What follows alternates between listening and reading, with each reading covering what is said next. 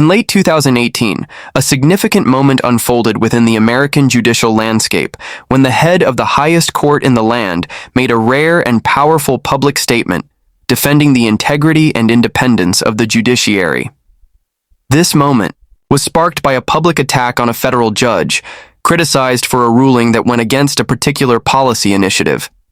The judge had issued a decision that challenged the executive branch's authority on immigration, specifically concerning restrictions placed on asylum seekers. In response, a sharp comment was made, labeling the judge as biased based on the president who had appointed him. The implication was clear, that judges rule not on the basis of law, but according to partisan allegiance. It was an accusation that struck at the very foundation of judicial impartiality. The Chief Justice, normally reserved and publicly silent on political affairs, felt compelled to respond. In an extraordinary rebuke, he issued a statement that rejected the notion that judges are defined by the political party of the president who appointed them. He emphasized that the United States does not have Obama judges or Trump judges, Bush judges or Clinton judges. Instead, he described the judiciary as being composed of an extraordinary group of dedicated individuals doing their level best to administer justice equally under law. This was not just a defense of one judge, it was a defense of an entire institution at a time when its credibility and impartiality were being openly questioned.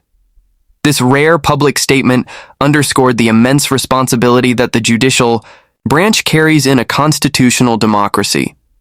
The courts serve not only as interpreters of the law, but also as a crucial check on the powers of the legislative and executive branches.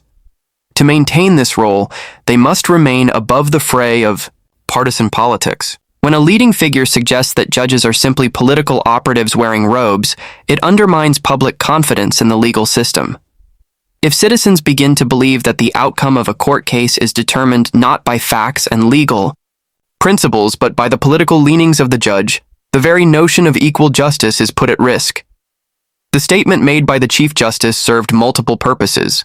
It reaffirmed to the American people that the judiciary is committed to fairness and impartiality. It reminded political leaders that the separation of powers is not a formality, but a living principle that protects the rights and freedoms of all.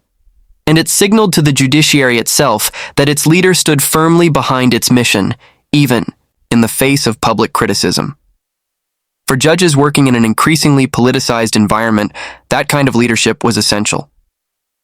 This moment also brought to light the tension between the judiciary and the other branches of government, particularly when controversial policies are being pushed through. The courts are often the battleground where these policies are tested for constitutionality. It is the job of the judiciary to apply the law as written and to determine whether government actions are consistent with the Constitution. In doing so, judges sometimes hand down decisions that frustrate political agendas. When those decisions are met with personal attacks instead of legal appeals, the independence of the judiciary is placed in jeopardy. The defense of judicial independence did not emerge from a vacuum. It came at a time when the judiciary was being tested like never before. Contentious confirmations, ideological battles, and public mistrust had placed enormous pressure on the court system. Judges across the country were increasingly becoming targets of political rhetoric, often painted as obstacles to progress or as enablers of lawlessness, depending on the perspective.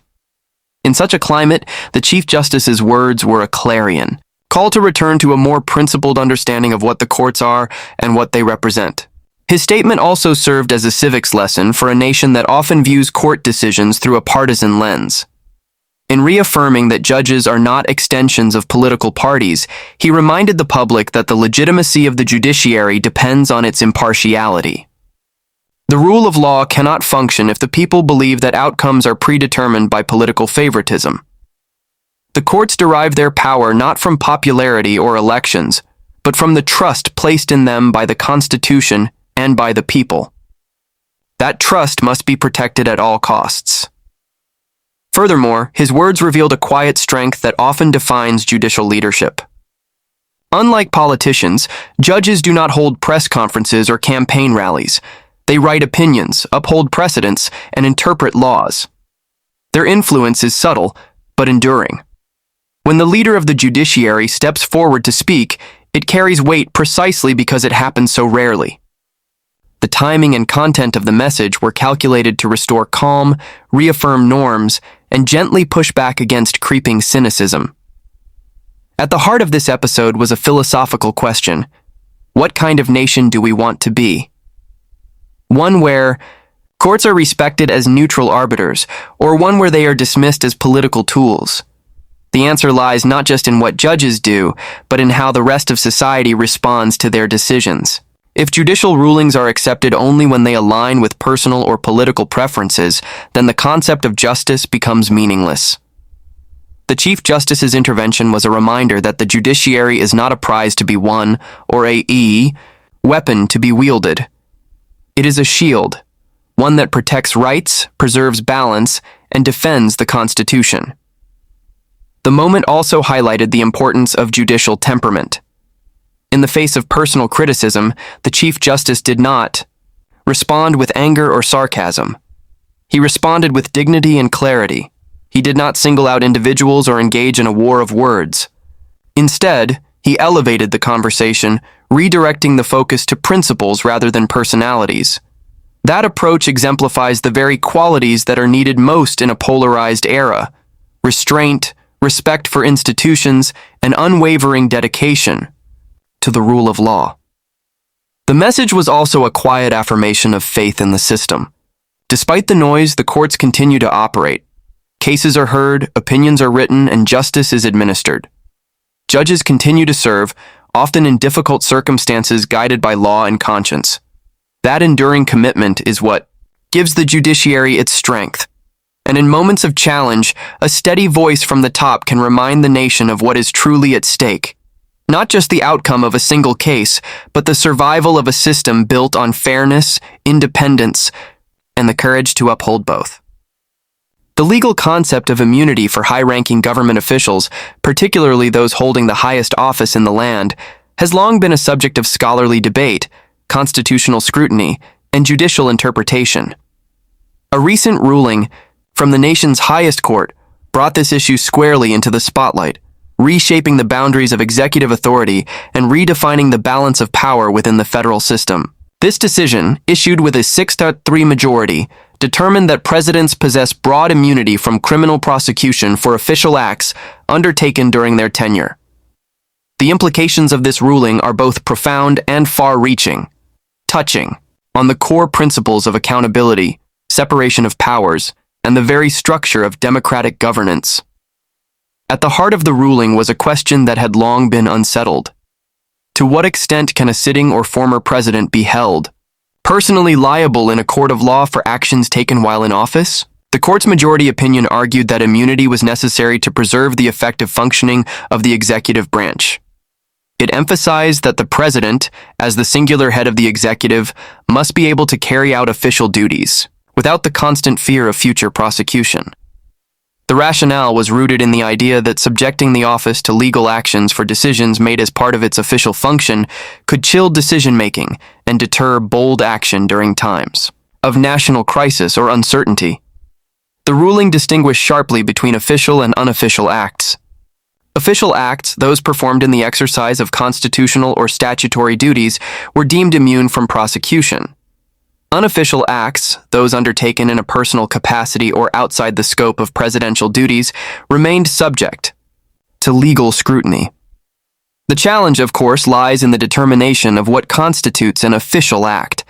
That distinction, while seemingly clear in theory, can be murky in practice.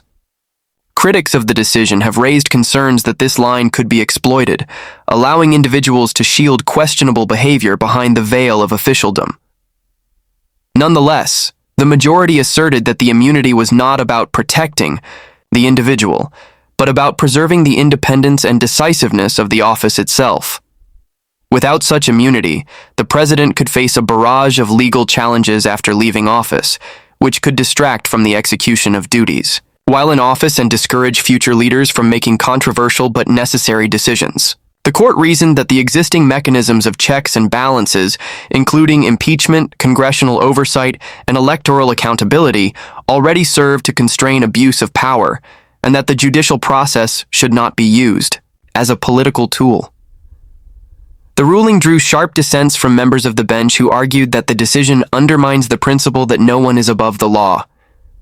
The dissenting justices expressed grave concern that by granting broad immunity for official acts, the court had opened the door to potential abuses of power without the threat of future accountability.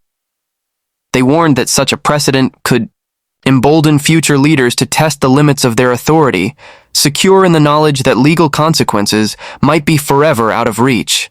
According to the dissenters, the proper functioning of a constitutional republic requires that all public officials, including those at the highest level, remain subject to the rule of law. The majority, however, maintained that the judiciary's role is not to police the political branches, but to interpret the Constitution. They contended that the structure of government anticipates disputes and has provided the legislative branch with tools to address misconduct. They also emphasized that the court was not declaring a blanket immunity for all acts, nor were they suggesting that the president was above the law. Rather, they saw their decision as a necessary clarification of constitutional boundaries and a reinforcement of the doctrine of separation of powers. This decision has since become a touchstone in discussions of presidential power, reigniting debates about how the legal system should interact with the executive branch. Scholars and legal analysts have pored over the opinion, parsing its language, for clues about how future cases may be decided. Questions have arisen about whether the precedent will deter criminal investigations, influence prosecutorial decisions, or embolden executive actions.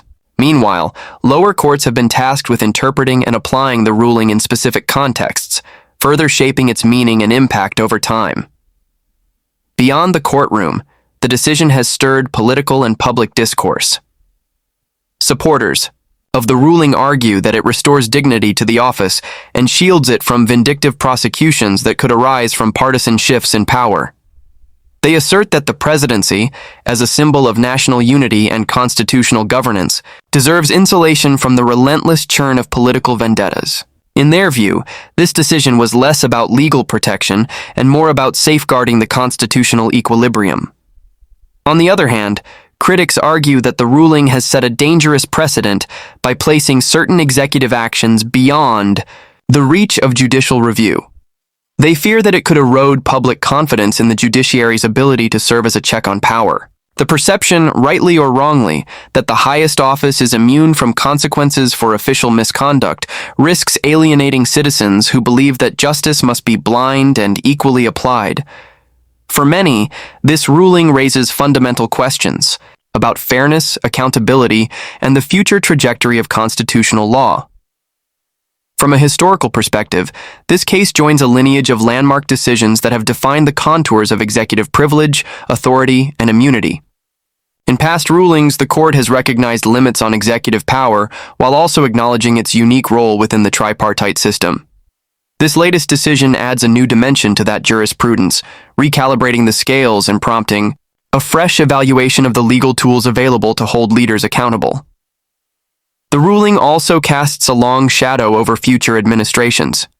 Presidents aware of the legal shield afforded to official acts may approach decision-making with a different calculus. Advisors, legal counsel, and policymakers will need to navigate a landscape where the definition of official carries not just practical consequences, but legal significance as well. Congressional committees and investigative bodies may find themselves hamstrung in efforts to pursue inquiries that could cross the line into actions now deemed immune.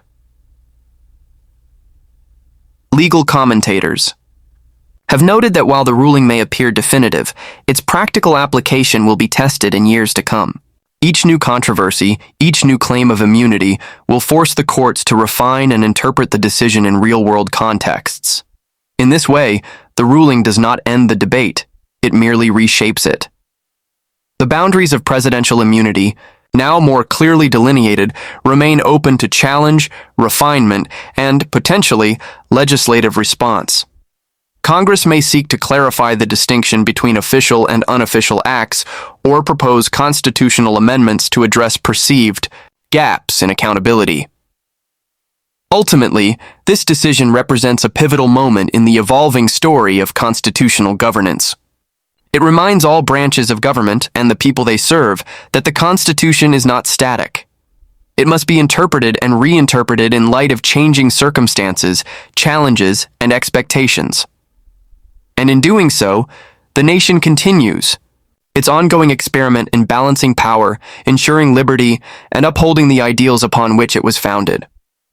In the closing days of 2024, a moment of critical reflection emerged from the judicial branch, casting a measured but firm warning about a growing trend in political discourse and governance. At the center of this moment was a statement made in an official report by the highest judicial authority in the country.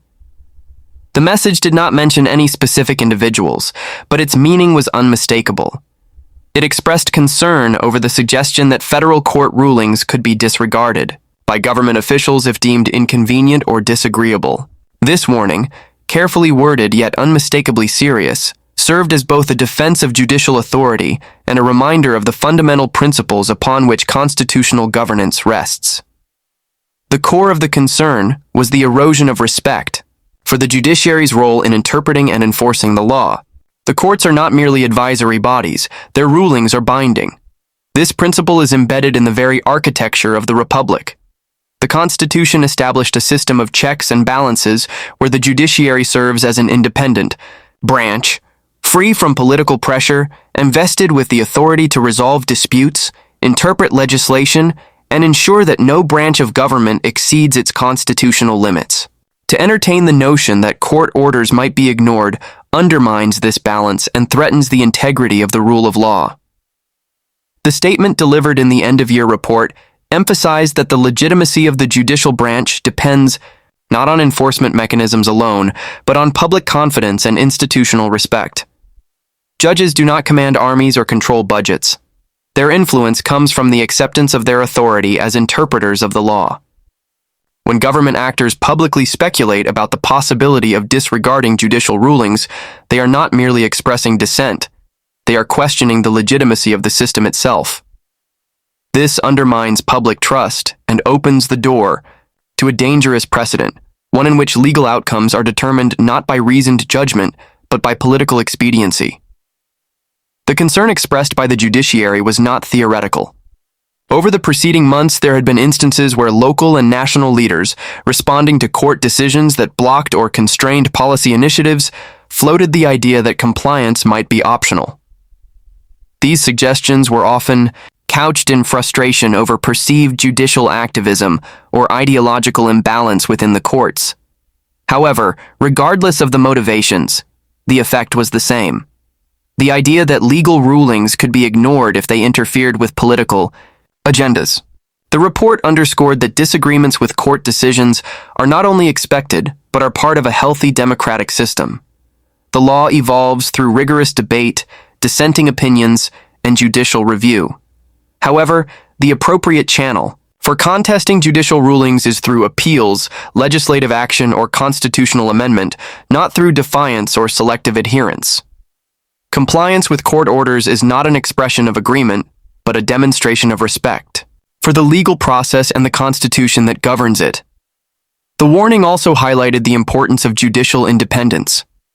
In recent years, courts at every level have faced increasing pressure from political forces seeking to influence decisions, shape public opinion, or cast doubt on judicial neutrality. Personal attacks on judges, accusations of partisanship, and threats to defund or restructure the judiciary have all contributed to a climate of uncertainty. In such an environment, the insistence on the necessity of respecting court rulings serves as a reaffirmation of the judiciary's role as a bulwark against tyranny and a protector of civil liberties. One of the most compelling aspects of the statement was its tone.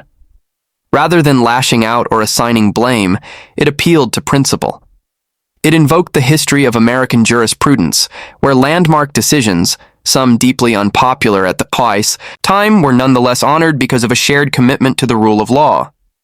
From school desegregation to voting rights, from executive limitations to individual protections, the judiciary has often led in moments of national transformation. These advances were made possible not because they were easy, but because legal institutions were respected even in the face of political resistance. The report also addressed the importance of education in preserving judicial authority. A citizenry that understands the role of the courts is more likely to support them in moments of controversy. The statement encouraged civic literacy and a broader understanding of how the judiciary fits into the constitutional structure. It emphasized that respect for the courts must begin not just in law schools or courtrooms, but in classrooms, town halls, and public discourse. Legal scholars and observers quickly took note of the report's implications. While some viewed the statement as a subtle rebuke to recent rhetoric, others saw it as a broader call to recommit to constitutional norms. Analysts pointed out that the judiciary rarely speaks so directly about current events or political dynamics, making the message all the more striking. The fact that the report avoided direct references only heightened its moral clarity. It was not about partisanship, but about principle. It was not reactive, but cautionary. A voice raised in defense of a system under strain. The report also included reflections on the year's challenges and accomplishments across the judiciary, from technological modernization of court systems to the continued efforts of judges and staff working under increasingly polarized conditions. But it was the warning about disregarding rulings that stood out, resonating across legal circles and public discourse alike. It reminded the nation that law is not simply a collection of statutes and precedents. It is a living agreement among citizens to resolve disputes through reason rather than force. The significance of such a statement lies in its restraint. Unlike the legislative or executive branches, which are often reactive and rhetorical, the judiciary speaks infrequently and with precision. When it chooses to highlight a threat, it does so not for political advantage, but out of concern for institutional survival. The report was a reminder that the judiciary cannot enforce its own orders by fiat. It depends on a culture of compliance, reinforced by public understanding and political maturity. Ultimately, the concerns expressed in that year-end reflection served as both a warning and an invitation.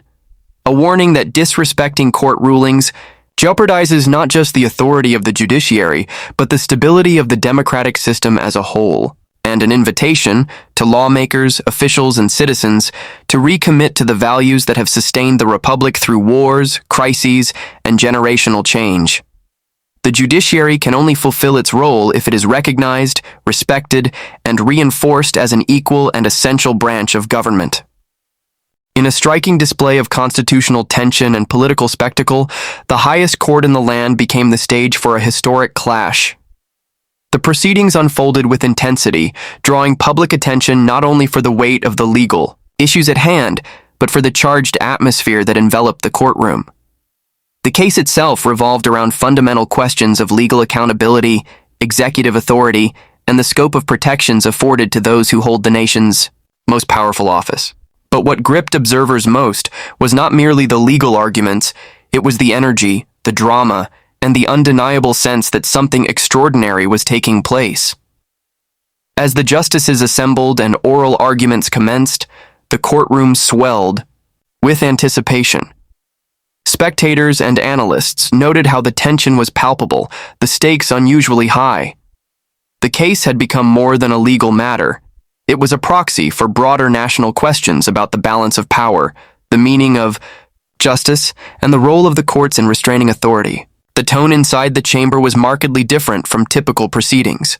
Where most sessions are conducted with a certain predictable formality, this one bristled with urgency and a sense that the outcome could alter the course of the nation's political future. Those presenting the case faced a panel of justices known for their intellectual rigor and diverse judicial philosophies. The questions came quickly and forcefully, probing not just the surface of the arguments but the constitutional assumptions beneath them. Justices on all sides sought to challenge the boundaries of the claims being made, especially those asserting broad immunity from prosecution for actions tied to official duties. Several justices expressed skepticism, pressing for clarification on how such immunity might be limited or what safeguards would prevent it from becoming a blanket shield for all conduct. One of the key moments occurred when a justice asked whether, under the proposed interpretation, any criminal conduct could be prosecuted if it was framed as part of official responsibilities. The courtroom fell silent for a beat as counsel hesitated. The hypothetical struck at the very heart of the matter, whether the law could be effectively nullified by executive framing. This line of questioning exposed the broader implications. Could the presidency be used as a barrier against accountability simply by redefining personal conduct as official? Observers noted that the intensity of the arguments seemed to overwhelm even seasoned legal professionals. The setting was formal, but the exchanges were sharp, even combative at times. The justices appeared deeply aware of how the ruling they crafted could reverberate for generations. Any suggestion that the office in question might be above the law struck a nerve, and several jurists made pointed remarks about the dangers of allowing unchecked authority to fester. They referenced historical examples, legal precedents, and theoretical extremes to illustrate the risks. The case also spotlighted how much the court itself has become a focal point of national debate. Once viewed largely as an institution of quiet deliberation, it now stands at the center of political discourse. This proceeding in particular exemplified how judicial settings are no longer insulated from the country's larger partisan battles.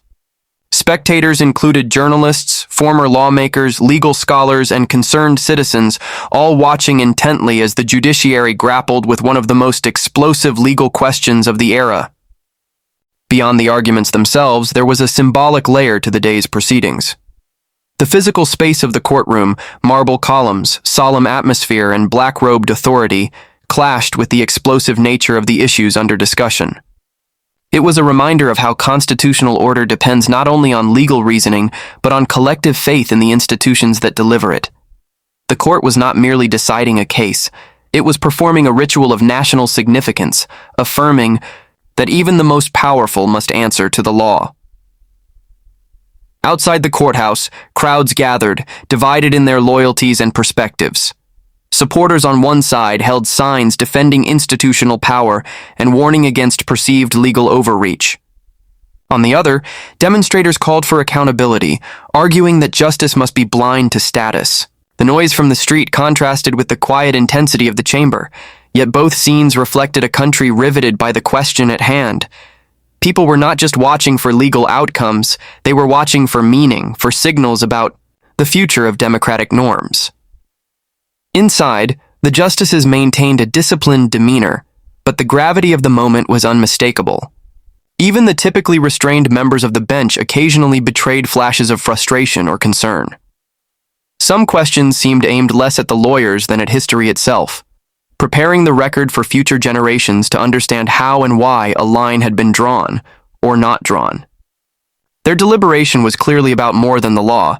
It was about the moral compass of governance and the legacy of the republic. Legal experts analyzing the arguments noted that the clash reflected two fundamentally different visions of executive authority. One side viewed the office as uniquely burdened and thus deserving of extraordinary protection. The other emphasized that the very concentration of power in a single individual demanded stricter accountability. It was a philosophical divide as much as a legal one, and the court's struggle to reconcile those views mirrored the national debate raging outside its doors. As the session drew to a close, there was no immediate decision, only the knowledge that the ruling to come would shape political and legal landscapes for years.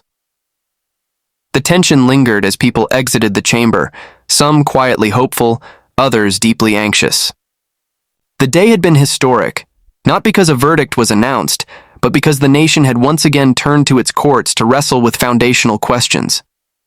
The moment served as a powerful reminder of why courts exist in the first place.